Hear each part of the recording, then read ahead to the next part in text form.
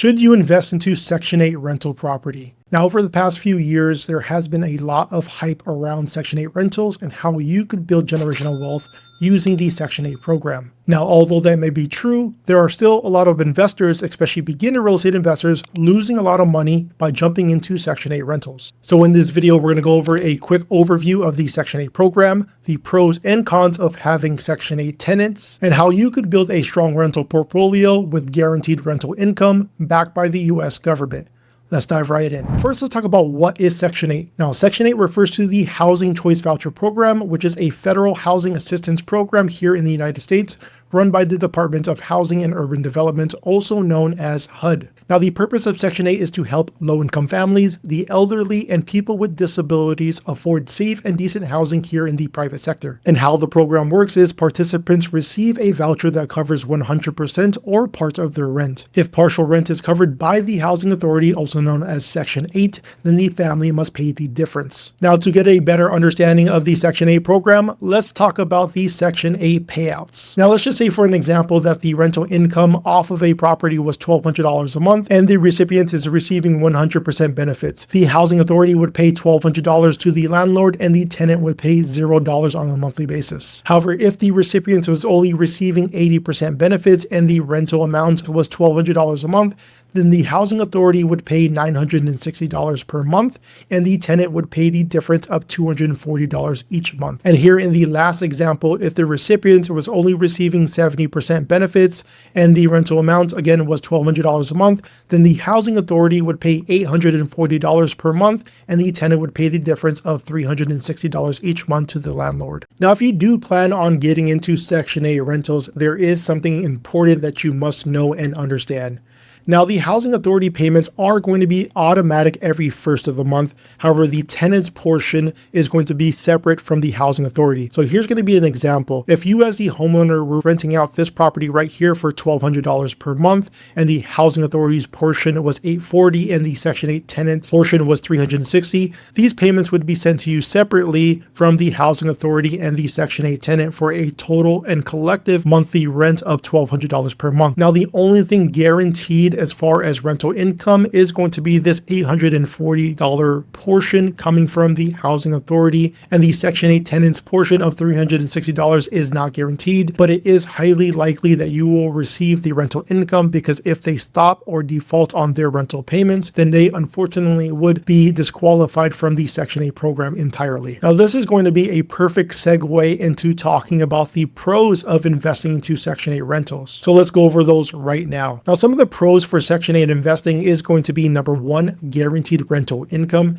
That's going to be a huge advantage for anyone seeking to purchase an asset and then rent it out to somebody else for their personal benefit. And because of that guaranteed rental income, you're going to have consistent cash flow every single month from that rental property. And as a recipient of that consistent cash flow, your debts are going to be serviced every single month that you hold that asset. So your principal, interest, taxes, and insurance, including property management fees, vacancy fees, and any other expenses that you decide to account for, all of those debts will be serviced because of the consistent cash flow and that guaranteed rental income coming from the Section 8 program. And another pro of investing into Section 8 rentals is going to be high demand. Now, most Section 8 programs have a long wait list when it comes to recipients of the Housing Choice Voucher and looking for a home to live in. If you list your property for Section 8 tenants, you will most likely get several applications the first few months of you listing that property for rent. And another great thing about Section 8 tenants is that they tend to stay longer in the property versus a cash tenant. Now, there are multiple reasons of why they decide to stay longer. However, one of them is going to be because of the rental income from the Section 8 program. Since they are receiving subsidies from their local government, and as long as the home is in a livable and sanitary condition,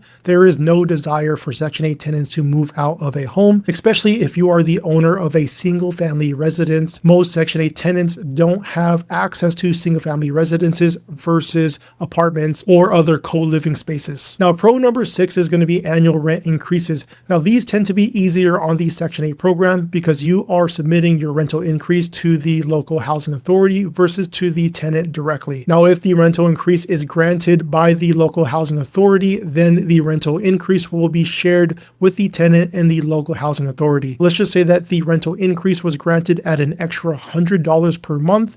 Again, if the tenant is only paying 30% of the rental income, their rental increase would only go up $30 every single month, and the local housing authority would pay the difference to make your total rental increase plus $100 every single month. Now, pro number 7 is you're going to be helping a family in need.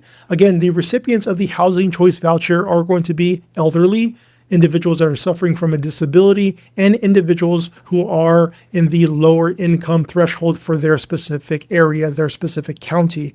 Now, the vast majority of this pool of Section 8 recipients is going to be lower income families. And this is going to be single mother or single fathers with 1, 2, or possibly even 3 kids. And those individuals are just like you and I. They are no different other than the amount of income that they receive on a monthly basis. So individuals who are suffering from lower income and have kids are also looking for good neighborhoods to move into, looking for better school districts for their kids to attend, looking for better opportunities and local programs for their kids to participate in, and at the end of the day, who are just looking for a break, again, just like you and I. So when you're investing into Section 8 rentals, think with that mindset. Think of a family in need of a house. So what I have found and discovered is real estate investors who tend to be more successful in Section 8 rentals are going to be those individuals who hold or buy single family residences with no attached walls and have a minimum of 3 bedrooms and 1 bath and at least 1,000 square feet of livable space. Now, pro number 8 is that it is easier to sell an investment property when the rental income is consistent.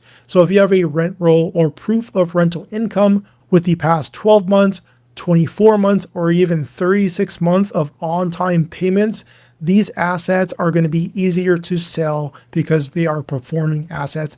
And that's going to be achievable, especially with the guaranteed rental income. These are the pros of Section 8 investing. Now let's go and talk about some of the cons. Con number 1 is it takes a long time to find a tenant or get a tenant approved on the Section 8 program. Now, because of this, theft is going to be high on vacant properties, especially those properties that are going to be listed for Section 8 rentals. This is exactly what happened to me. Someone walked out with an HVAC system on one of my rentals, and that cost me approximately $8,000. The great thing is I had good homeowners insurance on the property, so they covered most or all of the HVAC system that I had to replace. However, theft is going to be high on vacant properties because of the long time to find or approve a tenant. So in this situation, or if you're looking to invest into Section 8 rentals, I would allocate at least 2 to 4 months of finding a tenant for that property. So that means that you should also set aside 2 to 4 months of property taxes, homeowners insurance, and if you are carrying a loan on the property, then carry 2 to 4 months of principal and interest, as well as any other holding costs like utilities. Con number 3 is going to be smaller security deposits. Typically, when you rent out a house to a cash tenant, first and last month is going to be collected from the cash tenant. For Section 8 rentals, you would be lucky if you collect at least 1 month's worth of rental income. Typically, Section 8 tenants don't have large deposits or reserves in their piggy bank, so collecting a large security deposit is almost non-existent when it comes to Section 8 rentals. Now, con number 4 is going to be strict initial property inspection. Now, when it comes to property inspections for Section 8, it is nothing like cash tenants. If you're renting out to a cash tenant, it is as is, meaning the tenant walks through the property. If they like what they see, then they submit their application as well as a first and last month when it comes to the rental amount. For Section 8 tenants, a housing authority inspector is going to need to walk through the property prior to approving that Section 8 tenant. And here's a checklist from the Taylor Housing Authority out in Texas of what needs to be inspected or what needs to be checked off from a property prior to a Section 8 tenant moving in. Now, during the inspection process, the unit must be vacant or empty from the previous tenant. Utilities must be turned on, and that's going to be water, gas, and electricity. No chipping or peeling paint inside or outside of the unit. The stove must be clean and in working order and secured. The refrigerator must be clean and in working order with a good door sill. There must be a permanently installed working heating system. Hot and cold water in the kitchen and bathrooms must be functional. There must be a shower or bathtub that works. There must be a flush toilet that works as well too and securely mounted and does not leak. The bathroom must either have an outside window or an exhaust fan and vented to the outside. There must not be any plumbing leaks. All plumbing fixtures must have P-tape to prevent sewer gas from leaking into the unit. And a couple of other important things on the Section 8 punch list or checklist are going to be each living space must have 2 means of fire egress. Example is going to be a window or a door. And all ground fault circuit interrupters, also known as GFCIs, must be working properly. Now, I will include this list in the description box below for your reference. But again, that's going to be a con for Section 8 rentals is the strict initial property inspection. Now, the 5th con is that the landlord must pay for, not utilities, sorry about that. That's going to be a typo. The landlord must pay for appliances, and that's going to include the refrigerator as well as stove, and these need to be in the property prior to the tenant moving in. Con number 6 is that there are going to be more maintenance requests than cash tenants. I have both cash tenant rentals as well as Section 8 rentals, and by far, I get far more maintenance requests from Section 8 tenants than I do from cash tenants. Con number 7 is that sometimes the tenant does not pay on time.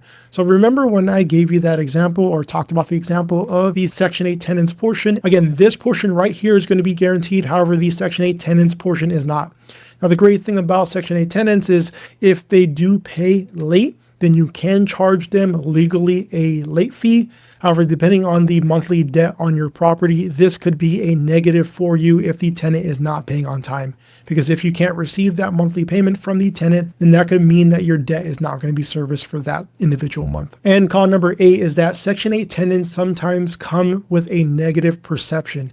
And this could hurt you if you're looking to resell a house to another investor. If they do catch wind that the tenant that is in place is a Section 8 tenant, then that could result in the deal falling through because they don't want to manage a Section 8 tenant. But that shouldn't be too much of a problem, especially if you have positive on-time rental income for the past 12, 24, or 36 months. Now, who should buy Section 8 rental property and who is Section 8 rentals for? Now, this strategy works perfectly for investors who are seeking a safe investment with low turnover. It's also great for investors with little to no experience as long as you have a good team. So a good team of property managers, a good team of contractors who could fix any repairs, and even a good team of real estate agents on the buy or sell side. Section 8 rentals is also good for entrepreneurs who are looking for consistent cash flow. Section 8 is also good for individuals who want to create generational wealth for themselves and or their families. And to be honest, Section 8 rentals are going to be for anyone who wants passive income,